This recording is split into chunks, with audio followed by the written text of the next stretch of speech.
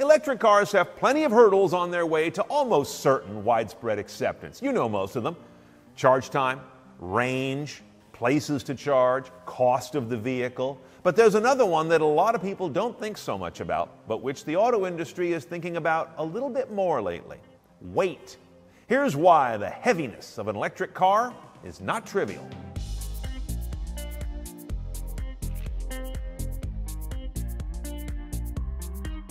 Electric cars simply weigh notably more than a combustion engine car of similar type. A Tesla Model 3 Performance with all-wheel drive weighs about 4,065 pounds, around 380 more than a similar BMW 330i xDrive that comes in at 3,686. A Tesla Model S Long Range weighs about 4,560 pounds, nearly 500 more than a BMW 540 xDrive, which is comparable, and that's no lightweight at 4,050. And a Chevy Bolt weighs an astonishing 3,560 pounds, over 800 more than a similarly sized Nissan Kicks at 2,730. And all of those weights can contribute to greater tire wear, greater road wear, greater road noise, and a big difference in collisions.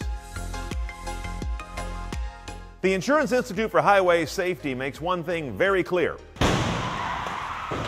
a lighter vehicle will always be at a disadvantage in a collision with a heavier vehicle. It's logical. The heavier car's got more oomph to keep moving the other car, and therefore the heavier car will decelerate less and less radically in a collision, where the light car basically gets pushed around.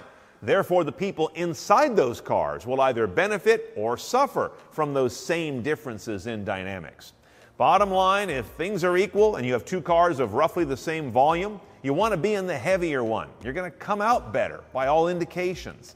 That makes for an unfair situation on the road, depending on which car you're in a collision between a combustion and electric-powered car.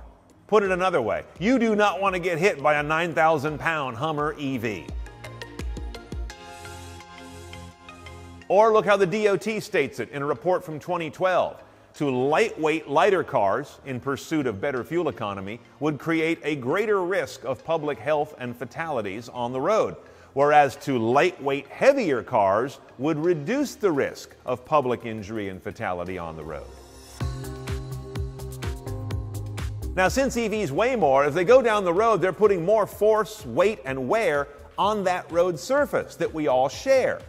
Gas engine cars, whatever they weigh, tend to pay their way because they pay such high gas taxes every time you fill them up. Electric cars don't pay any gas taxes, and fuel taxes are generally earmarked toward road maintenance and repair, though not totally. Now, electric cars do pay taxes, or I should say their owners do. There's the sales tax, which tends to be pretty high on EVs because their sales price tends to be higher. There's also licensing fees on them. There is also a special fee in some states, like here in California, you pay a special annual fee that very slightly offsets the lack of gas taxes that you are not having to pay. And of course, there's taxes on electricity in most places, but that doesn't go toward road maintenance. Bottom line is, EVs are still a small portion of the automotive populace. But as they become more common, we're going to have to deal with the fact that we're running heavier machines on the roadway and not necessarily getting them to pay their fair share of that wear. Then there's the noise of these heavy machines. You may say, wait a minute, electric cars are supposed to be nearly silent. Their powertrains are. But their tires being forced down the road with a lot of weight on them are anything but. Researchers Judy Rochat and Darlene Ryder estimate that 45 million of us in the U.S. either live, work, or go to school within 300 feet of a highway or a freeway, and that the sound of cars going down those roads at those speeds are the largest single source of noise. Not engine noise, not aerodynamic noise, not idiots blowing their horn all the time. So this is a major deal. And when you also realize that many, but not all, electric cars tend to use pretty good, large-sized tires with a big contact patch, you can see where that big weight times a lot of rubber tread on the road, grinding and interacting with the asphalt, is a noisy proposition. The idea that an electric future is a quiet future is oversold, at least when it comes to being adjacent to freeways. Finally, there's towing and payload. You may have heard about some of these coming electric pickup trucks, and they are all the rage, with incredible towing, payload, and performance numbers. All true. But there's an undercurrent there that's also a little troubling to truck people, in that they are starting out the day, before they even hitch up a trailer, with more of a load. The battery can be seen as payload. On a Ford F-150 Lightning, for example, the vehicle has an 1,800-pound battery. And even though it gets rid of its engine and transmission entirely, it still ends up weighing 1,000 pounds more than a similarly engined combustion F-150.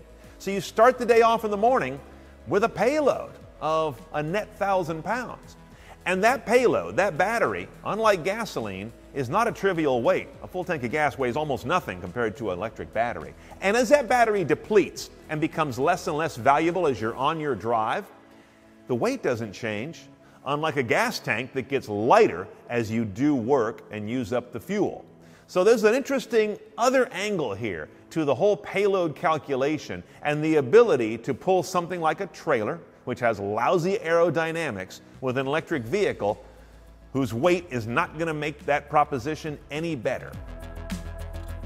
Bottom line, when you hear about energy density improvements on batteries or lightweighting electric cars in general, all of those lead to the same place, trying to achieve parity in the weight of electric cars compared to the state-of-the-art with combustion cars. It is not trivial, and it should be a factor that helps inform your decision whether to buy an EV and which one.